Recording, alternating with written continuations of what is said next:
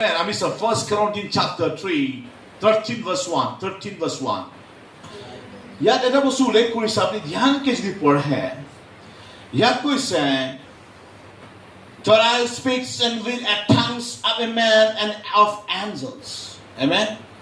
যদি মই মানুহৰ ভাষা, কি স্বৰ্গৰ দূতৰ ভাষা যদিও কওঁ, যদি মোৰ মনত প্ৰেম নাই, এটা খালি বাচনৰ নিচিনা হয়, right? So ইয়াত Apostle পৌলুসৰ যোগেদি কৰিন্থ কিতাপটো লিখা হৈছে, and Apostle Paul indicated, try to teach us something, like আমি কিবা এটা আমাক শিকাব বিচাৰিছে। ইয়াত কৈছে দুটা ভাষা মেনশ্যন কৰা হৈছে, এটা কৈছে মানুহৰ ভাষা, এটা হৈছে স্বৰ্গদূতৰ ভাষা। Amen? Praise the Lord.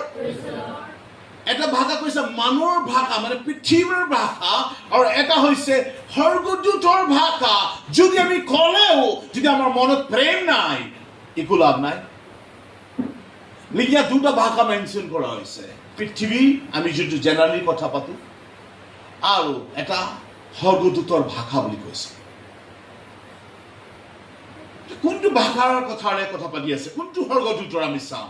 As per কি হয় এইটো, আমি চাওঁ 1 Corinthians chapter 14 verse 2. क्योंकि जो अन्य भाषा में बातें करता है वो मनुष्य से नहीं परंतु परमेश्वर से बातें करता है। ইয়াত কৈছে এনেকা এটা ভাষা আছে বুলি কৈছে, যোনটো ভাষাত যদি আমি কথা পাতো, তেতিয়াহ'লে বোলে মানুহৰ লগত নহয়, আমি ঈশ্বৰৰ লগত গুপ্তৰূপে কথা পাতে বুলি কয়। Amen?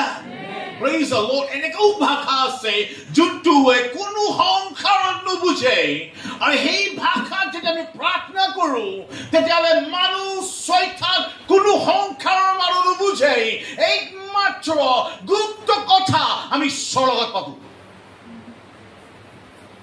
Amen? এনেকাও ভাষা আছে বুলি কৈছে।